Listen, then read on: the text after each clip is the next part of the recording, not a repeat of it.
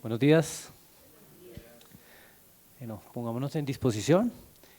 Padre Celestial, hoy te damos gracias, Señor, por esta mañana. Señor, tú eres grande, tú eres poderoso y te plació, Señor, fue tu voluntad, Señor, tenernos en este lugar. Hoy, Padre Celestial, te pedimos, Señor Dios, que tu palabra penetre en nuestros corazones, Señor, y que podamos, Señor, ponerla por obra. Te pedimos, Señor, por los hermanos que vienen en camino, Señor, guárdales, protégeles, Señor, y que puedan también venir y disfrutar, Señor Dios, de tu presencia, Señor. Padre Celestial, hoy te entregamos, Señor, este día. Permítenos deleitarnos, Señor Dios, en tu palabra, con nuestros hermanos, Señor, en comunión, y te pedimos, Señor, que esta semana que viene, Señor Dios, seas tú, Señor, guardándonos, Señor, protegiéndonos de cualquier mal y peligro, Señor. Que sea tu voluntad sobre nuestras vidas en todas las áreas, Señor, y que nosotros podamos entender, Señor, que todo, Señor Dios, está en tus manos y en tu poder, Señor. Padre Celestial, te damos gracias en el nombre de Jesús. Amén y amén. Gracias, Billy. Bien, recuerdan, bueno, dos hermanos, por favor, que vayan buscando a Primera de Timoteo 3, 1 al 7, y otro hermano que por favor tenga en la mano Tito capítulo 1, versículos 5 al 9. Andresito tiene Primera de Timoteo 3, 1 al 7, bien. Y necesito que un hermano lea Timoteo 1, 5 al 7. Tito, perdón, sí. Tito 1, versículos 5 al 9. Ok, Diana, listo. Bien, entonces recuerdan que desde hace 15 días comenzamos a hablar de los requisitos y Edgar hizo una división, o sea, podemos dividir los requisitos para hablarlos de manera un poco más detallada en dos partes. ¿Recuerdan cuáles son esas dos partes? Hay dos categorías de los requisitos. Requisitos de circunstancias o de situación. Y recuerdan el otro que Edgar lo mencionó. Morales. Entonces, hace 15 días, hace 15 y hace 8, hablamos de los requisitos de situación. Así que hablamos acerca de la familia, los requisitos que tienen que ver con la familia. Marido de una sola mujer, que gobierne bien su casa, y también vimos en situación que está el requisito que sea apto para enseñar, ahí el que está en rojo. Bien, entonces hoy vamos a hablar de los requisitos morales, que es como la otra parte de cómo podemos entender un poco a dónde apuntan los requisitos que debe tener el pastor. Entonces vamos a leer, Andrés, por favor, Primera Timoteo. Sí. Palabra fiel es esta: si alguien aspira al cargo de obispo, buena obra le desea hacer. Un obispo debe ser juez irreprochable, marido de una sola mujer, sobrio, prudente, ejecutor decorosa, hospitalario, apto para enseñar, no dado a la bebida, no pendenciero, sino amable, no contencioso, no avaricioso, que gobierne bien su casa, teniendo a sus hijos sujetos con toda dignidad. Pues si un hombre no sabe cómo gobernar su propia casa, ¿cómo podrá criar de la iglesia de Dios? No debe ser un recién convertido, no sea que se envanezca y caiga en la condenación en que cayó el diablo. Debe gozar también de una buena reputación entre los de afuera de la iglesia, para que no caiga en el crédito y en el lazo del diablo. Bien. Entonces tenganlo presente y ahora vamos a leer Tito, Diana, por favor. 1 al 5. No, perdón, del 5, o sea, capítulo 1, versículos 5 al 9.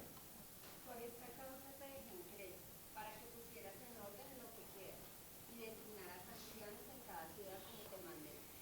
Lo designarás, y el anciano es irreprensible, marido de una sola mujer, que tenga hijos creyentes, no acusados de disolución ni de rebeldía, porque el obispo debe ser irreprensible como administrador de Dios, no obstinado, no iracundo, no dado a la bebida, no pendenciero, no amante de Antes bien, debe ser hospitalario, amante de lo bueno, prudente, justo, santo, dueño de sí mismo. Debe retener la palabra fiel que es conforme a la enseñanza, para que sea capaz también de exhortar con sana doctrina y refutar a los que contradicen. Bien, muchas gracias. Entonces tenemos los dos versículos o los dos capítulos que nos dan más luz acerca de los requisitos que deben tener los pastores como líderes de la iglesia. No significa que sean los únicos requisitos, sino que a través de estos requisitos podemos tener luz sobre toda la exigencia que se le está pidiendo a un pastor. Pudiéramos ver a muchos más, y creo que lo hemos hecho a lo largo de Timoteo. Nos damos cuenta de que los requisitos no solo están en Timoteo 3, por ejemplo, sino que desde el capítulo 1 ya empezamos a ver rastros y cosas del carácter que debe tener el líder, el pastor que gobierna bien la iglesia y la dirige. Entonces, como a mí me gusta resumir, y creo que el resumen nos ayuda a sintetizar y a que esté clara la información.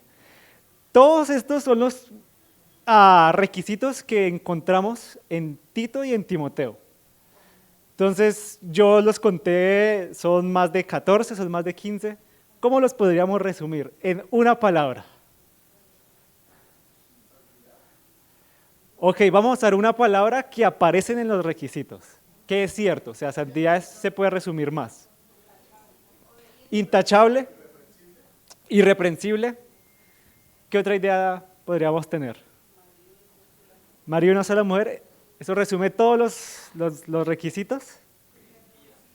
Cristiano. Usando las palabras de los versículos, ¿cuál creen? El resumen de todo eso. Santo. Buen administrador. Vamos a quedarnos con una, y es intachable o irreprensible. Ser irreprensible o ser intachable es el requisito que engloba todo lo demás. Entonces, pregunta, ¿significa que entonces un hombre que anhela el obispado tiene que ser perfecto? No, porque no lo hay. Entonces, ¿a qué nos referimos cuando es intachable? Básicamente lo que la Escritura quiere decir es que no se le puede desacreditar como un fiel seguidor de Jesús. ¿Sí? No hay ninguna mancha que se pueda señalar sobre ese hombre que nos ponga en duda si es un fiel seguidor de Jesús. Entonces, no es que sea perfecto, es simplemente que si su carácter y si su conducta nos va a señalar que efectivamente es un seguidor de Jesús, que obedece al Señor, o si hay algo en su carácter que demuestra que no está en la dirección del Señor, pues eso es la mancha que va a colocar sobre la persona, que lo haría reprensible o que lo haría tachable, ¿no? Que lo haría digno de señalar. Entonces no es lo mismo señalar a una persona que por su carácter decimos, bueno, tenemos dudas de que sea un fiel seguidor, no que sea cristiano, sino que por su conducta, bueno, no sabemos si está bien en obediencia al Señor. Al contrario de decir, bueno, este hombre no tenemos duda de que es un fiel seguidor. A eso es lo que nos referimos con la palabra irreprensible, la persona que sea intachable. No estamos hablando de que sea perfecto, sino de que no se puede desacreditar como un fiel seguidor. Voy a hacer algo hoy y es, bueno, los requisitos los tenemos en Timoteo y los tenemos en Tito, pero como no solamente esos temas de carácter aparecen en Timoteo y Tito, quiero que saquemos muchos principios de sabiduría en Proverbios. Así que vamos a ver los requisitos uno por uno y vamos a ver un proverbio que pueda traer luz de qué es lo que se espera referente al carácter y al comportamiento, que más que el comportamiento es algo interno del corazón que se va a ver reflejado en el comportamiento, ¿sí? O sea, lo importante no es simplemente el comportamiento, sino que el comportamiento responda a algo interno del corazón. Es la manera correcta como se deben ver los requisitos, cosa que no se vea como falso, ¿no? Como un maquillaje o como algo artificial, sino como algo sincero. Entonces, cuando decimos que una persona debe ser intachable, que debe ser irreprensible, estamos diciendo que debe ser santo, por supuesto, en pocas palabras, que debe ser un creyente coherente, En otras palabras, podemos decir que debe ser un hombre íntegro. Entonces, por favor, Proverbios capítulo 10, un hermano. Ubíquense todos en Proverbios porque todos vamos a estar en Proverbios. De aquí en adelante partimos desde Timoteo y Tito, ya estamos claros, ahí están los requisitos, pero vamos a ver que la sabiduría del Señor no solamente se limita a Timoteo. Proverbios 10, versículo 9, alguien que lo lea, por favor. 10, 9, a Luz Marina.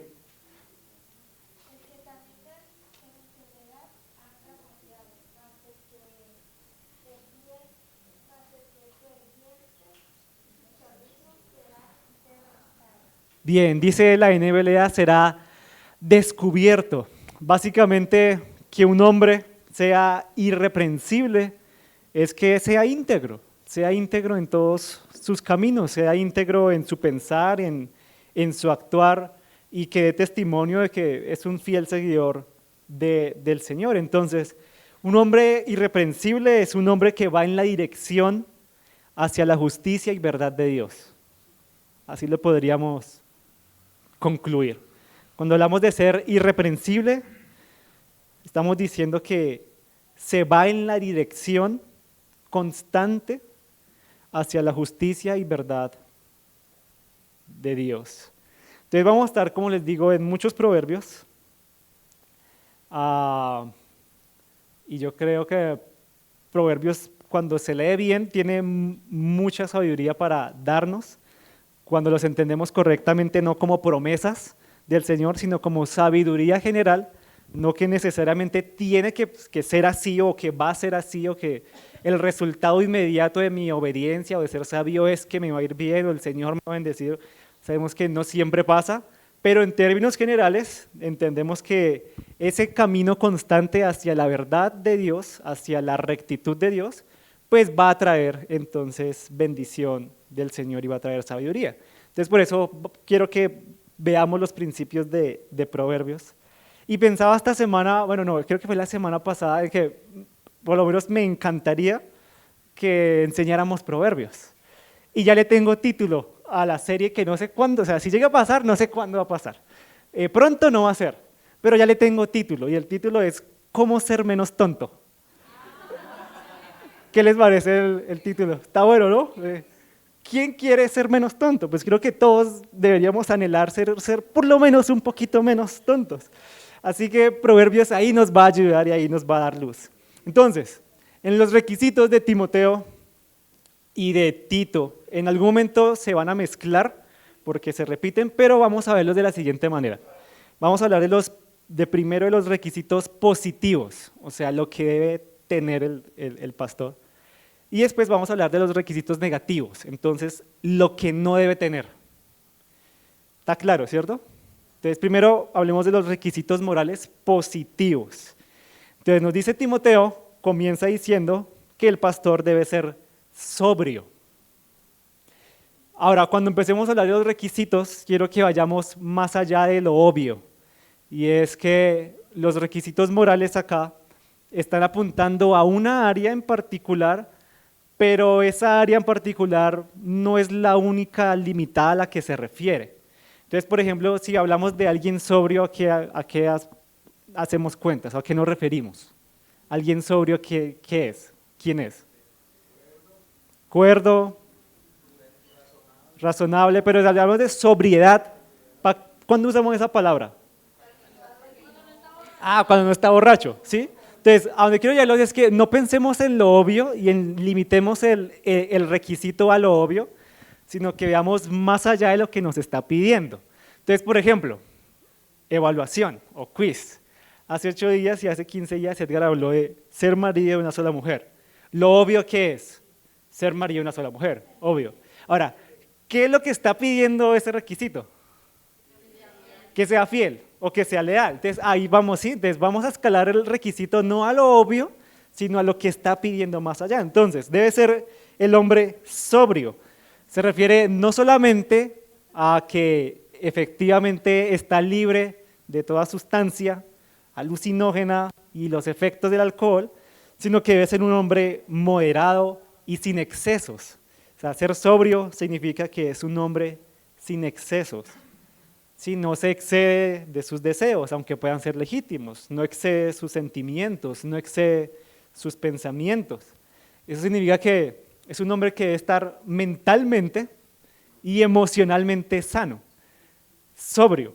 Proverbios 31, versículo 4 y 5. Billy creo que ha levantado la mano ahorita, ¿cierto?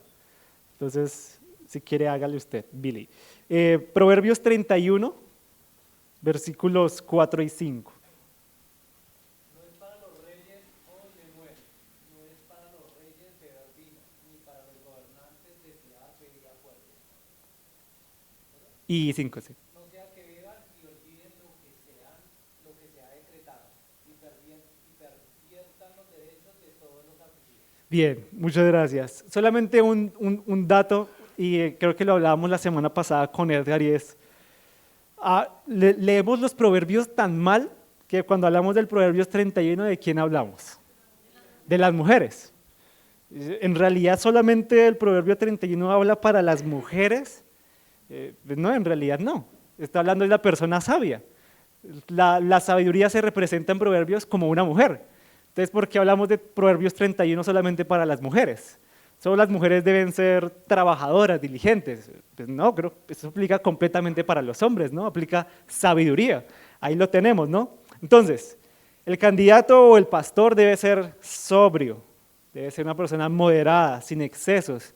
Los excesos, como se menciona ahí en Proverbios 31, como el alcohol, va a llevar a perder o a nublar el juicio. Y es súper importante entonces que esté cuerdo para tomar decisiones. Ya lo vamos a ver más adelante.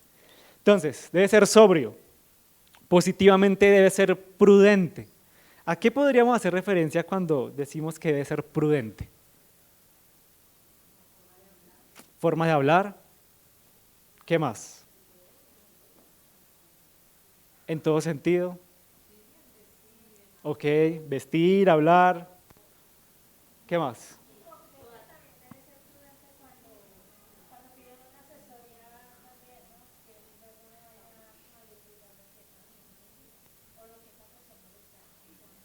Ok. Sí, sí, sí. Sí, sí, sí.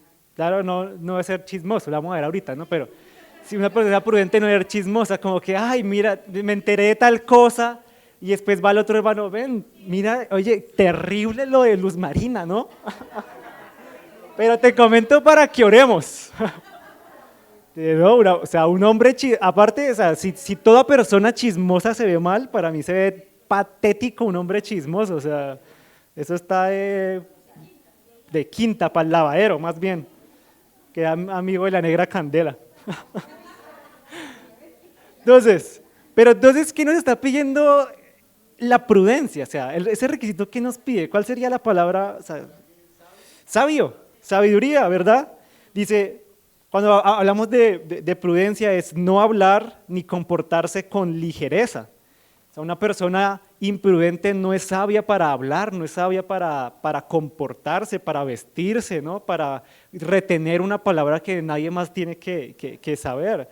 Sí, debe ser un hombre sensato, debe tener un buen juicio. ¿Por qué se pide tanto esto de la sobriedad, de la prudencia, de la justicia? Porque los pastores tienen que tomar decisiones y sus decisiones no pueden basarse en una reacción a sus emociones o a un comportamiento impulsivo, o mucho menos cuando no está en sus 5 sentidos, pues no va a poder tomar una decisión sensata, una decisión sabia. Entonces a eso nos referimos con la prudencia. Proverbios 14:15. ¿Quién lo lee, por favor? Ahora, listo, dale. Proverbios 14:15.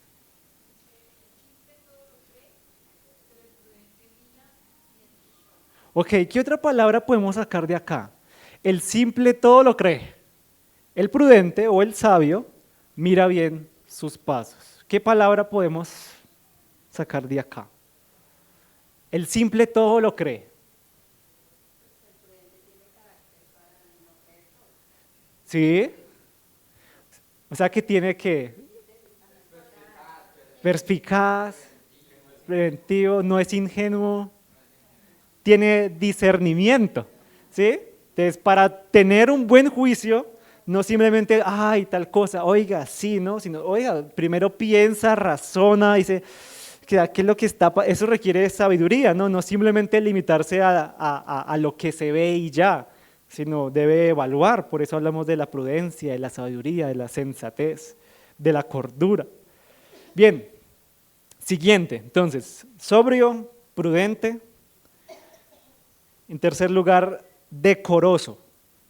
¿A qué creen que nos referimos con ser decoroso? No jugo decoroso. Decoro. ¿Qué quiere decir esa palabra? ¿Qué creen ustedes? Ser decoro. Cuidadoso. Ok, podemos ir por ahí un poquito más. ¿Qué más?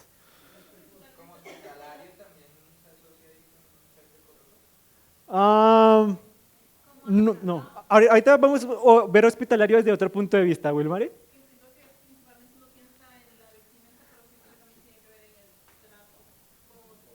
Ok. Ok. Respetuoso, esa palabra es muy buena, vamos a usar esa palabra. Una persona decorosa, un hombre decoroso, es un hombre con una conducta ejemplar. Sí, y la conducta ejemplar involucra lo que están diciendo, ¿no? O sea, cómo se viste, cómo trata a los demás, lo hace con respeto, lo hace con dignidad.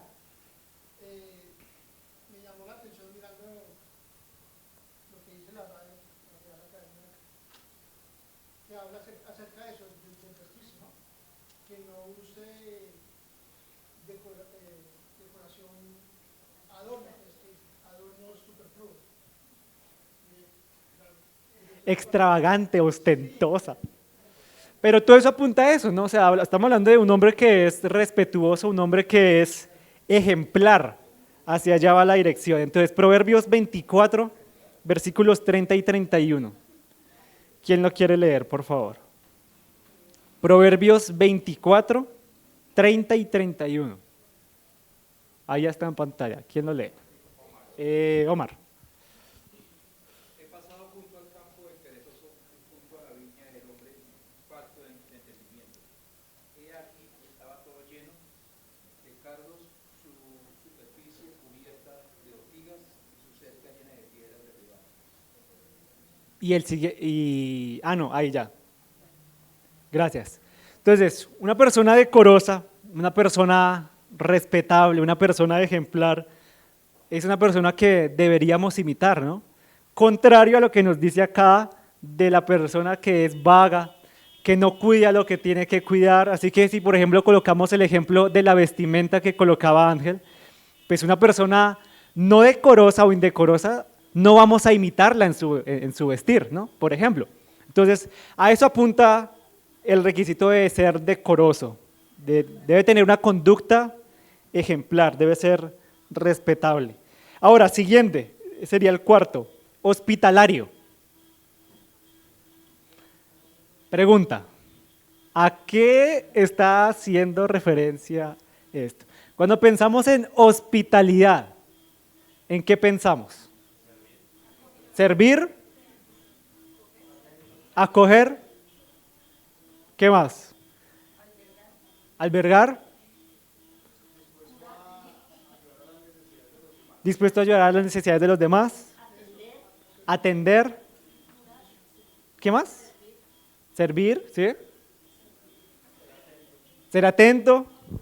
Ok, me gusta eso porque generalmente cuando hablamos de hospitalidad pensamos en simplemente que el pastor debe abrir las puertas de su casa y que todo el mundo entre, ¿no?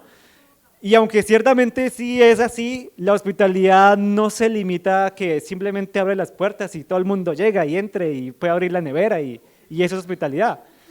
Pues eso, hospitalidad bueno, realmente sí será el sentido ese como somos puertas abiertas.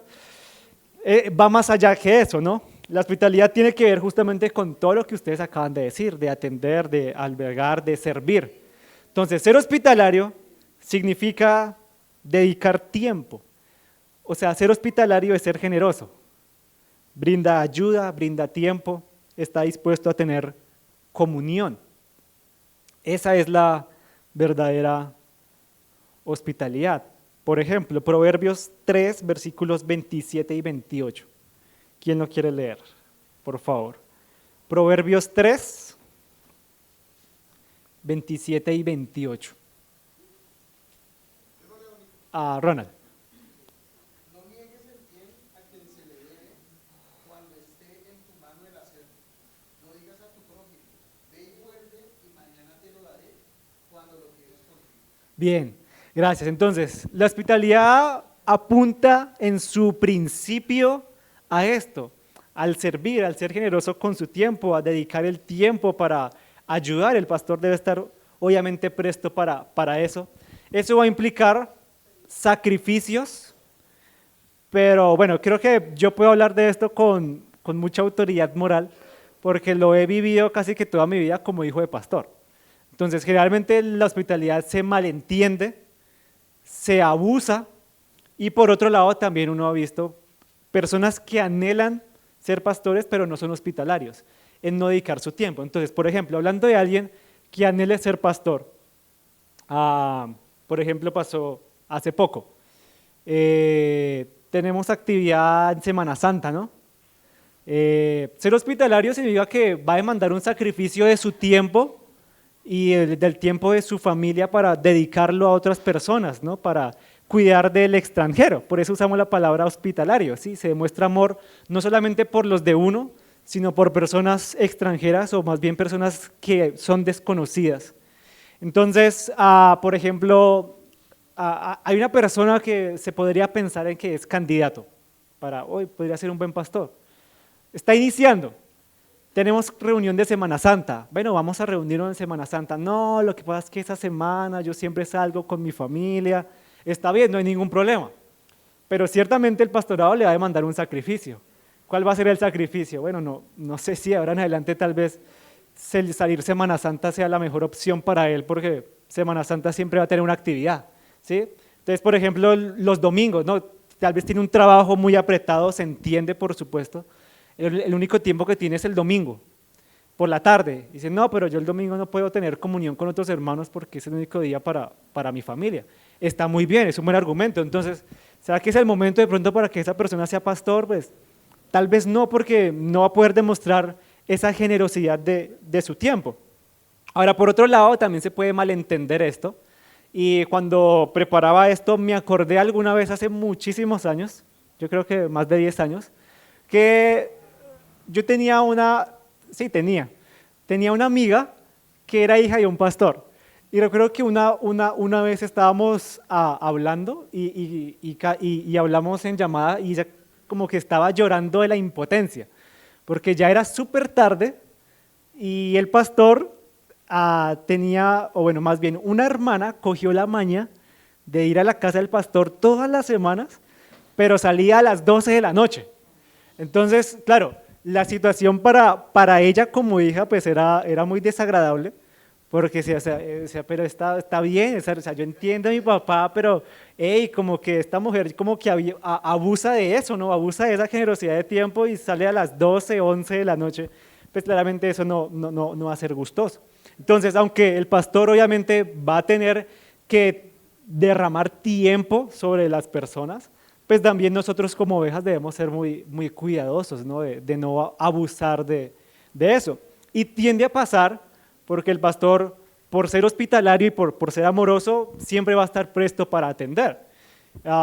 En la casa nos pasó, por ejemplo, llegó un momento donde dijimos a mi papá, no, ya esta situación salió de control y tocó hablarla y tocó pararla. Porque no se podía simplemente almorzar porque recibía una llamada. Entonces estaba almorzando y no, pues toca atender al hermano y no terminaba ni almorzando ni comiendo pues también así no son las cosas, ¿no?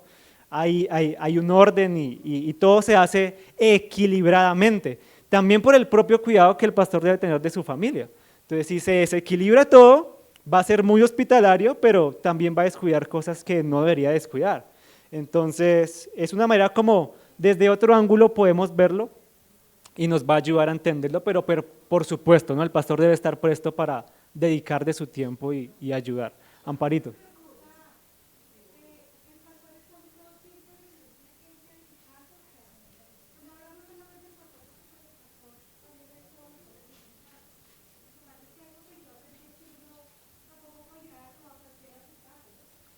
Sí, claro, hay prudencia. Por ejemplo, hace algún tiempo estamos en... Esto que creo que en tierra caliente es más fácil uno prestarse para abrir las puertas, ¿no?, de la casa. Nuestra cultura de Bogotá es mucho más cerrada, es más hermética, es muy cultural. Entonces ahí ya hay una influencia que debemos entender, que no lo justifica, pero se entiende. Pero recuerdo que aún en tierra caliente, donde son más abiertos, estamos hablando de una persona de la iglesia de él. Ah, tal cosa, sí, no, esa persona pues está llegando hasta ahora y todo el tema. Él me estaba diciendo, me dice, no, está llegando esta persona, pero pues bueno, no, todavía como que queremos conocerla un poquito más y la invito a almorzar. Entonces como que aún hay prudencia para abrir las puertas del hogar, ¿no? No simplemente a un extraño porque sí, porque tiene que ser hospitalario y pues tiene que dejarlo quedarse en la casa porque sí, ¿no? También debe haber prudencia y sentido. Además de que el pastor debe tener cuidados de las ovejas, ¿no? Entonces, eso ayuda a entender un poco ese tema de la hospitalidad. ¿Sí te ayuda? ¿Sí? Vale. Listo, entonces, hospitalario, en quinto lugar, debe ser amable. ¿A qué nos referimos con esa palabra? O ese requisito, más bien, amable. ¿Qué creen ustedes? La forma de tratar a los demás. ¿Qué más? Humilde, sencillo. ¿Qué más? Bondadoso. Tierno. Y catetita. Y catecico y los cachetitos, mi amor, ¿cómo está? ¿Qué comiste hoy? Arroz, papa. Oye, eso no es tan saludable. ¿Por qué no reemplazas el arroz por la...? Proverbios 21. Perdón. Proverbios 12, 18. Proverbios 12, 18. ¿Qué dice Proverbios 12, 18? ¿Quién lo lee? Hay quien habla sin tino como golpes de espada, pero la lengua de los sabios sana. Sana, el trato a los demás debe ser un trato amable, un trato no arrogante, un trato no hostil. Sus palabras no van a comenzar con un ataque, ¿sí?, con una ira, abrir heridas, sino va a ser amable en su trato a los demás desde el comienzo. Aunque a él no lo traten bien, ¿no? Muchas veces, desafortunadamente, pues debe tener un trato amable hacia los demás. También debe ser amigo del bien, ese es otro requisito. Proverbios 21, 15. Proverbios 21, 15. ¿Quién lo lee, por favor? El cumplimiento de la justicia es gozo para el justo, pero terror para los que obran iniquidad. Bien, ¿qué significa entonces ser amigo del bien? Según el proverbio. No ser amigo del mal. Totalmente de acuerdo contigo.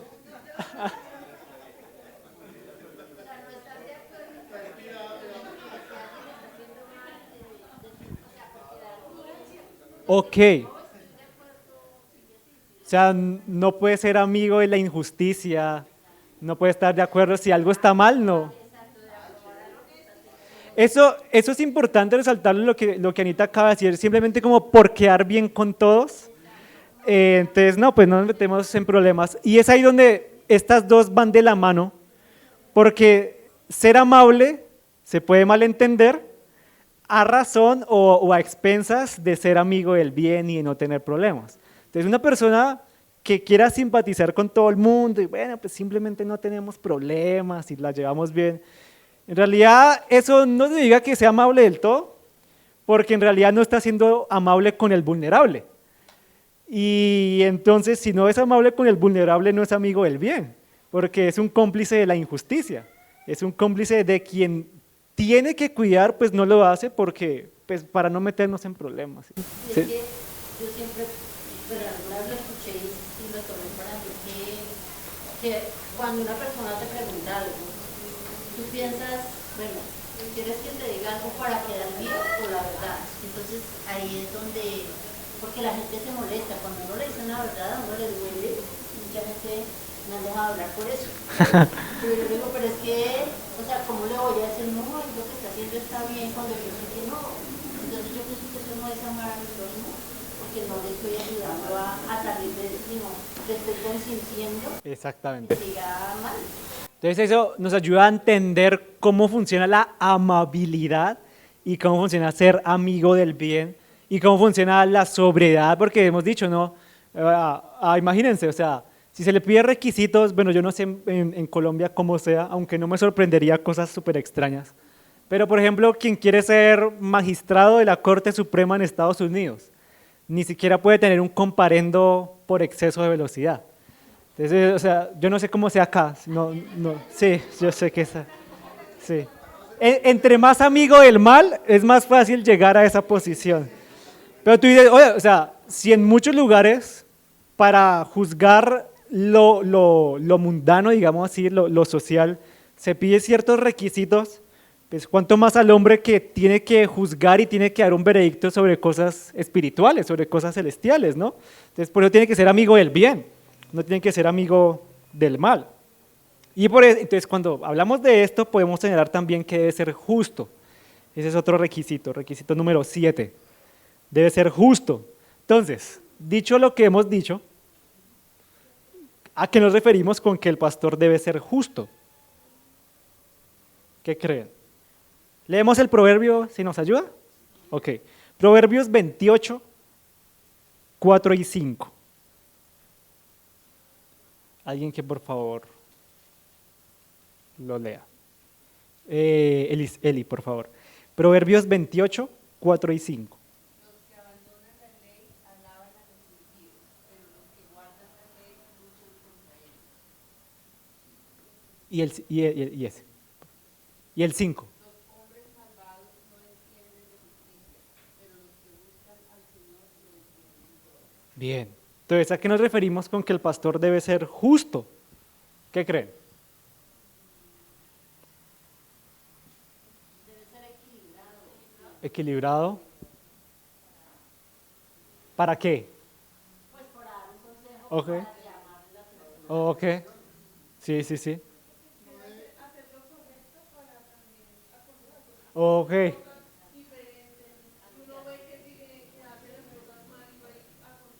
Ajá. Sí, ok. Y claro, si hace las cosas mal, pues un sentido de justicia está totalmente pervertido, ¿no? ¿Cómo sabe lo que es justo si él no lo hace? Ok. Ok, entonces esa justicia depende o se fundamenta en qué? En la palabra, ¿sí? Ahí encontramos la justicia verdadera. Entonces reclama según la palabra lo que tiene que reclamar, ¿no? Entonces cuando decimos que un pastor debe ser justo, hablamos de que los pastores o los ancianos primero deben cumplir las normas de justicia que Dios revela en su palabra, para que entonces pueda tomar decisiones justas, decisiones correctas y que beneficien a la iglesia. ¿Sí se entiende eso? ¿Sí ayuda? Debe ser justo. Entonces, en realidad, si un pastor no es amigo del bien o entiende la justicia de otra forma, no es de la palabra del Señor, ¿creen que él pueda cuidar del vulnerable? No, va a cuidar del que agrede, no del que es violentado, digámoslo así. Entonces ahí viene un tema de cuidado pastoral, ¿no? Por eso debe tener un juicio correcto. Bien, avanzamos. Es el penúltimo de los requisitos positivos, debe ser santo. Entonces, ¿debe ser perfecto? No, ya lo dijimos. Entonces, ¿a qué nos referimos con santidad? Apartado para el Señor. ¿Qué más podríamos decir sobre eso? ¿Qué creen? Ser ejemplo en su vida, con su vida. Crece en el carácter de Cristo. Es una manera como podríamos resumirlos muy bien los requisitos, ¿no?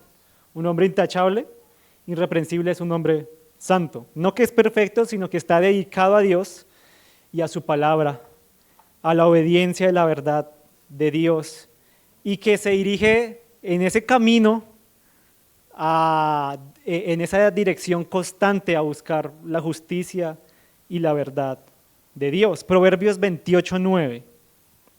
Alguien que por favor lo lea. Proverbios 28:9.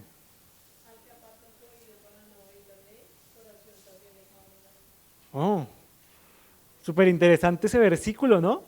Porque, bueno, después ahorita en el sermón lo vamos a ver, pero no simplemente basta con una apariencia de piedad, ¿no? Y es aún como el injusto, aunque ore, no va a ser escuchado.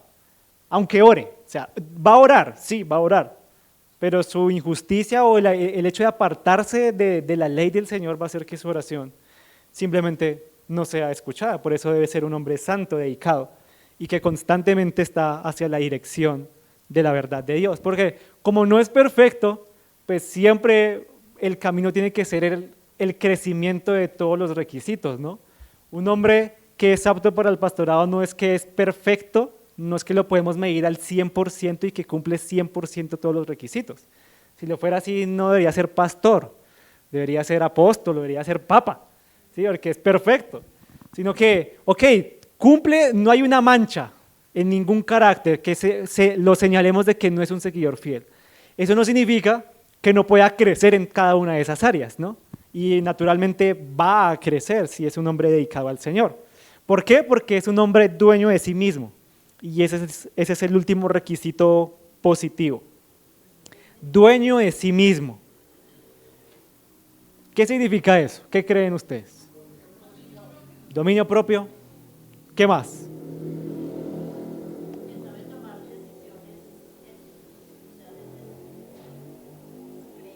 Ok. Si una persona la reconocemos como que tiene dominio propio, una persona, podríamos decir que es ¿qué?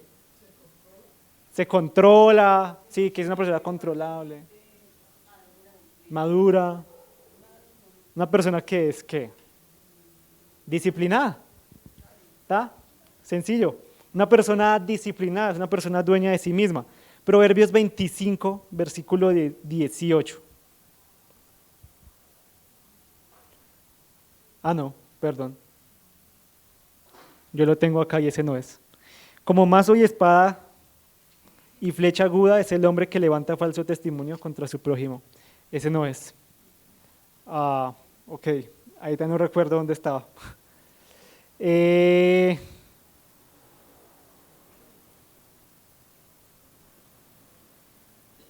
Ok, déjeme buscarlo ahorita porque no lo retengo bien.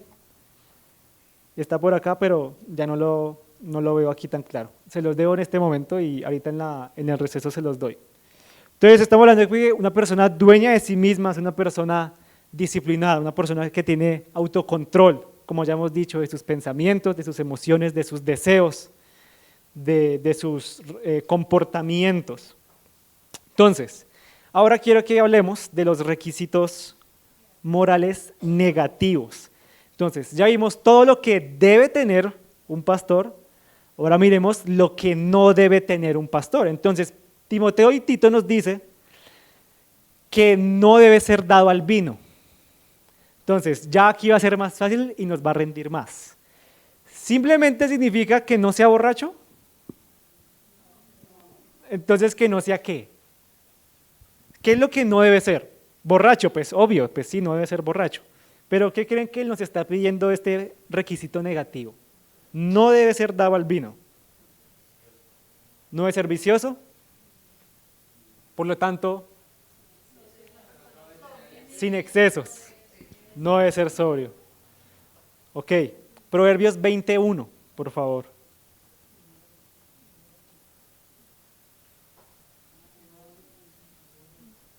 No dado al vino significa que debe tener dominio propio. Ahí está en el sentido positivo, digámoslo así.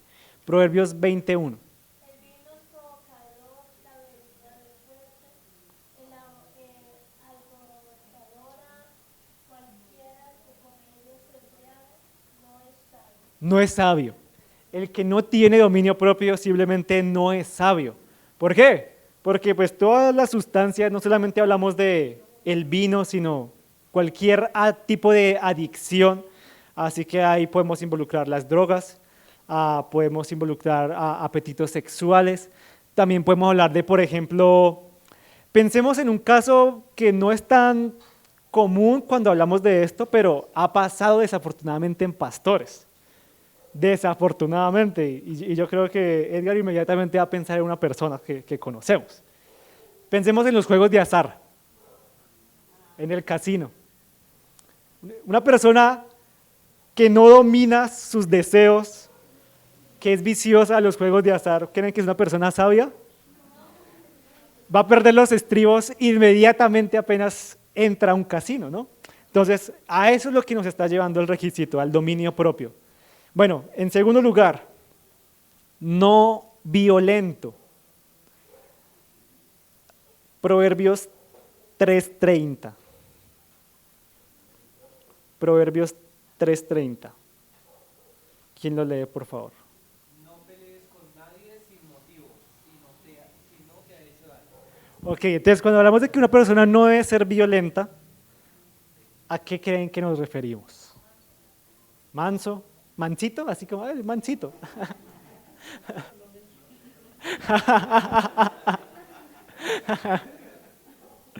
¿Qué creen? Ok, no puede ser, diríamos nosotros, mecha corta, ¿no? No puede ser mecha corta, no se puede irritar fácilmente. ¿Qué más? Sus palabras, pensemos en sus palabras. Prudente, o sea, no debe herir, ¿verdad? No debe atacar, no debe mentir. Y estamos hablando de una agresión psicológica, ¿no? Digo, como se le dice hoy por hoy. Mucho menos, obviamente, entendemos que la agresión física, ¿no? La agresión sí se descarta por completo, pero obviamente una agresión psicológica de simplemente buscar la pelea, comenzar siempre a atacar, pues es una persona que no es apto para el ministerio.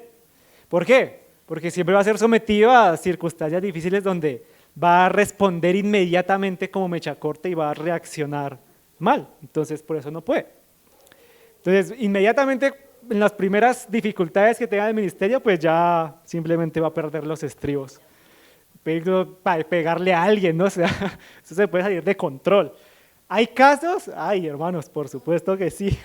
Entonces, por eso es importante, por lo menos, no ser violento. ¿Cómo se comprueba que una persona no es violenta? Bueno, en la mayoría de hombres, jugando fútbol. Ahí se descubre fácilmente quién es violento y quién no es violento. Se descubren los pastores que terminan pegándose en un partido de fútbol. Esas cosas suelen pasar. Bien, en tercer lugar, mandamiento negativo, no pendenciero. Esa palabra no es común entre nosotros, ¿no? No la solemos usar. Pero, ¿alguien sabe a qué se refiere esa palabra? ¿Ser pendenciero o no ser pendenciero? No es peleón. ¿Sí? Hay personas que les gusta discutir por todo. No se puede tener una conversación normal, sino que de una vez llega la discusión y de una vez está el pero y de una vez que por qué así y que por qué no y que tal cosa y que aquello y que lo otro. Pues son excusas simplemente para armar bonche, ¿no? Lo decíamos fácilmente, ¿no? Pues una persona no debe ser pendenciera, no debe buscar irritar a los demás. Por eso es sabio con sus palabras. Justamente ayer hablaba con un hermano y le contaba que tengo un primo que es totalmente pendenciero jugando fútbol. O sea, ese hombre no hemos comenzado y es de ese típico que empieza a hablar y empieza, sí, y aquí la cosa, pues claro, ¿cómo no va a aprender a los otros e incitarlos a la violencia si él comienza justamente a irritar y a buscar entonces la discusión? Entonces, no debe ser pendenciero. Proverbios 15:1. ¿Quién lo lee, por favor? La suave respuesta aparta el furor, pero la palabra hiriente hace subir la ira. Subir la ira.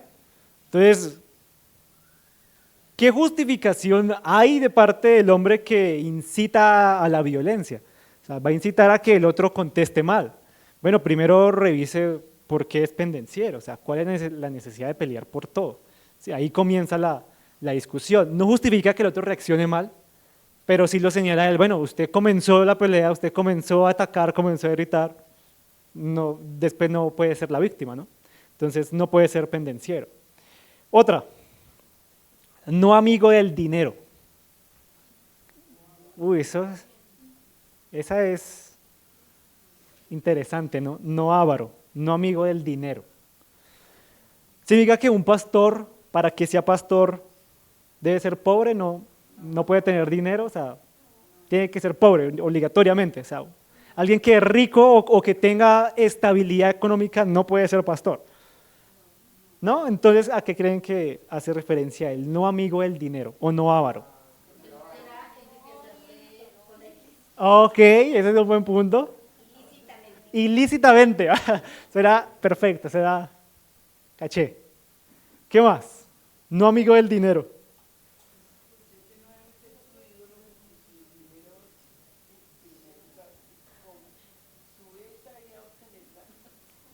Ok, entonces por ejemplo cuando nosotros pensamos en muchos, hablamos por ejemplo del Evangelio de la Prosperidad, ¿no? Hablamos de falsos maestros. ¿Cuál sería el requisito que los descalifica? La avaricia. Aman el dinero y ven la iglesia como un negocio para lucrarse, para enriquecerse, ¿no? El dinero se ve por todo lado en sus palabras. En sus palabras se nota, ¿no? Entonces, bueno, son hombres reprensibles y está la mancha de… Todo el mundo sabe que lo que aman y lo que quieren es más plata. Por ejemplo, Proverbios 15:27.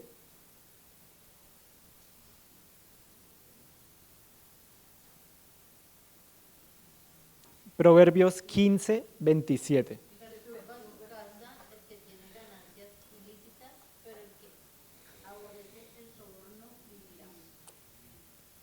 Muchas gracias.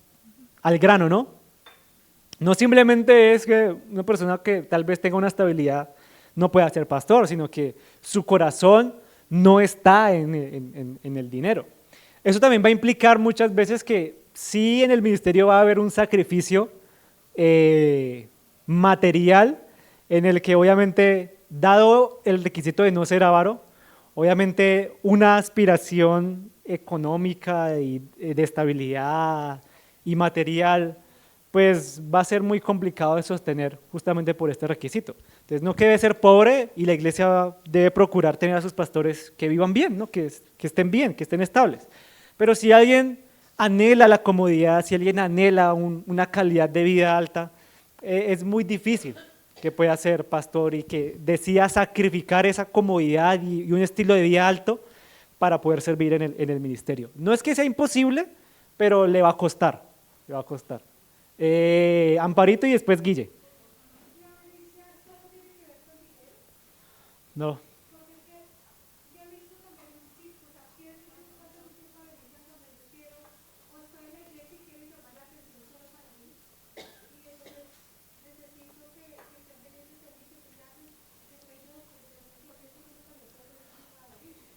Sí, hay tres Fs que se suele usar en la jerga pastoral y es como de tres cosas que debe cuidarse el pastor y creo que va a involucrar mucho a la avaricia y tiene que ver obviamente las finanzas, que es lo que estamos hablando.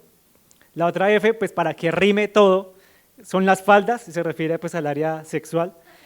Y por último, se refiere a la fama. Entonces la avaricia puede verse reflejado en el dinero, puede verse reflejado en el área sexual, puede verse reflejado en la fama, en el deseo de tener un nombre, que todos lo aprueben, que todos lo reconozcan. Eso puede pasar completamente.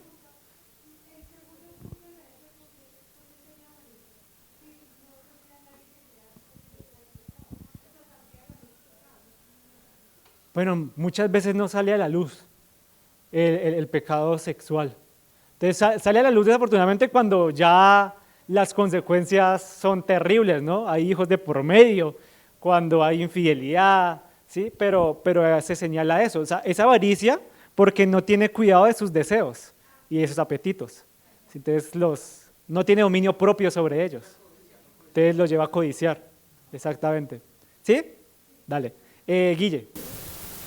Pablo no dice que el dinero en sí sea malo y Jesús tampoco lo dice, y entonces el pasaje de pobre rico, él habla más del amor al dinero. Eso es lo peligroso y eso es lo que advierte también Pablo, ¿no? No sea amante del dinero, porque pues el dinero es un bien material que puede llevar a sustituir, a reemplazar el verdadero propósito del pastor. Entonces ahí es importante que, de hecho lo pide, tiene que cuidarse de amar el dinero porque puede que venga a ti.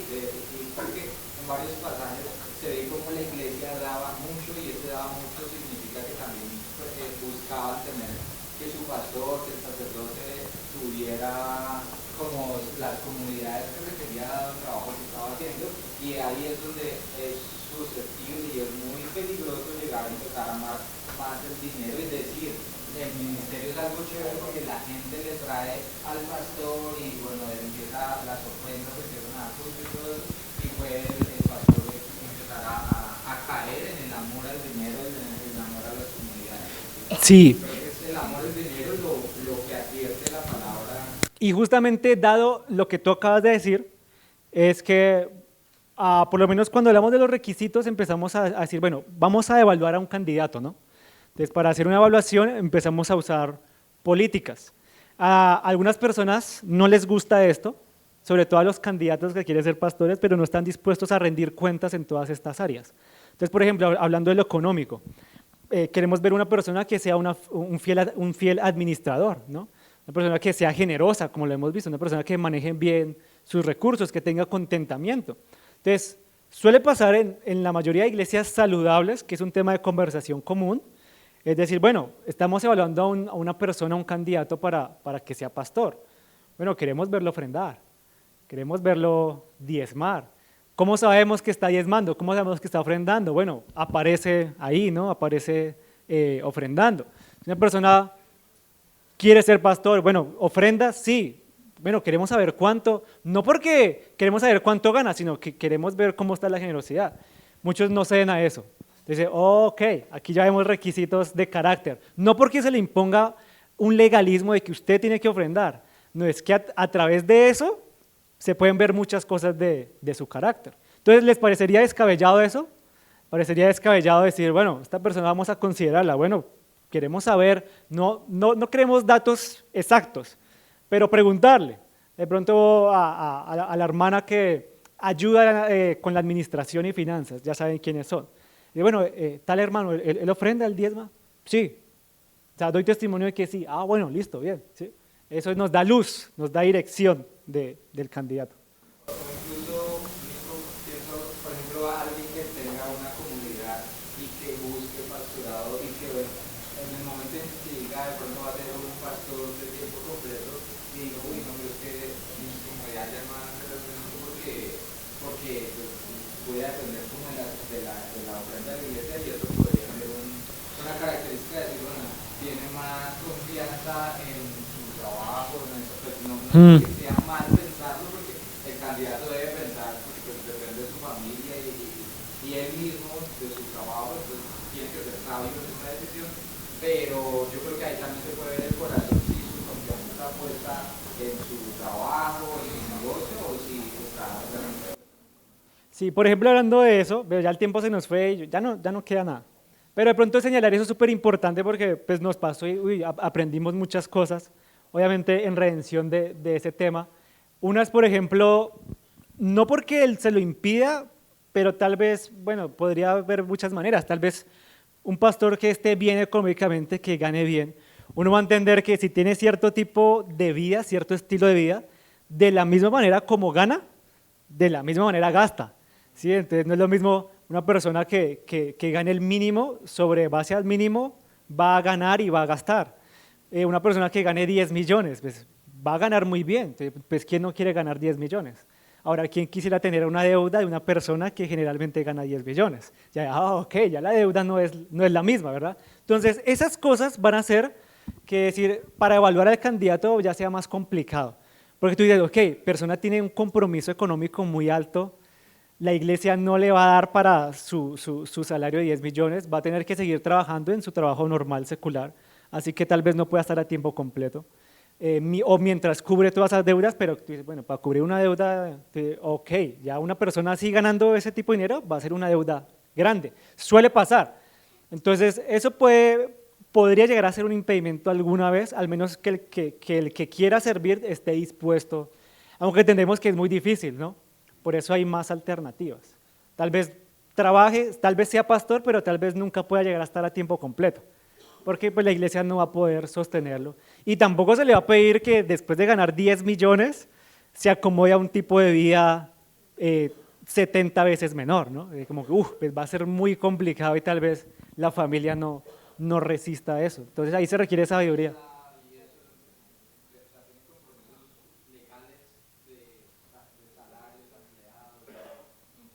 No. Sí, no, va a ser complicado. En algún momento eso podría ser, no un impedimento, tal vez sí un obstáculo, usemos esa palabra, ¿sí? Pero yo conocí en la misión un pastor que era senador de la República y llegaba el 30 y no tenía nada y se ganaba 25 millones. Sí, es que lo que decimos, o sea, así como se gana, se gasta, o sea, a veces las personas dicen, uy, qué chévere ganar 10 millones, pues a veces yo lo pienso, porque gasto 10 millones también, prefiero tener una deuda de 20 y no una deuda de 300. Yo digo un pastor que se quiere ser pastor, por lo que dice en Hechos de los Apóstoles, no puede, o pienso yo que si tiene que estar en la palabra, requiere tiempo para estar ahí. Sí, necesariamente, por eso decimos que es complicado porque va a tener que morir a muchas cosas para servir. Para servir, sí. Sí. Ahí toca escoger. Ahí cada quien escoge su vida, cada quien escoge sus batallas, sus dolores de cabeza.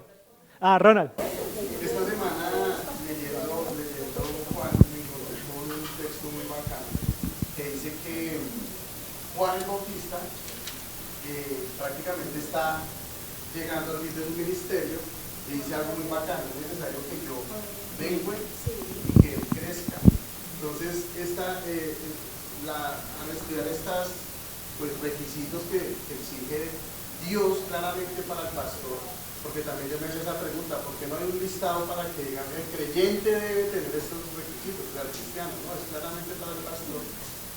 Entendiendo pues también lo de Juan, es que estos requisitos son porque el pastor también lleva en sus manos un mensaje el cual debe dignificar y el cual debe representar como Cristo. Entonces realmente el llamado al pastor y el que desee ser pastor tiene una responsabilidad muy grande, y como lo está señalando, es sentarse, que quiera ser pastor y mirar qué precio, qué costo, si verdaderamente tengo el llamado, si quiero llevar ese mensaje, porque todas estas características obviamente no van a superar la responsabilidad que tienen de llevar la palabra de Dios.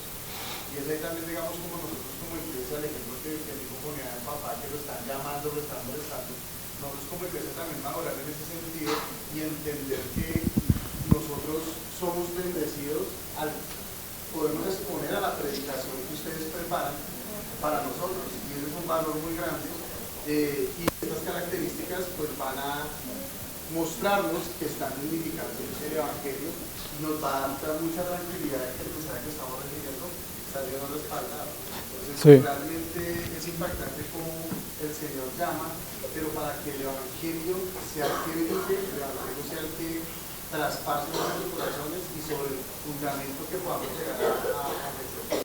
Sí, y ahora como que quiero que llevarles es el equilibrio, ¿no? No a ningún extremo. Entonces como que no le escriban al pastor porque no, ¿sí? Eso sería, se entendió mal la idea entonces, ¿sí?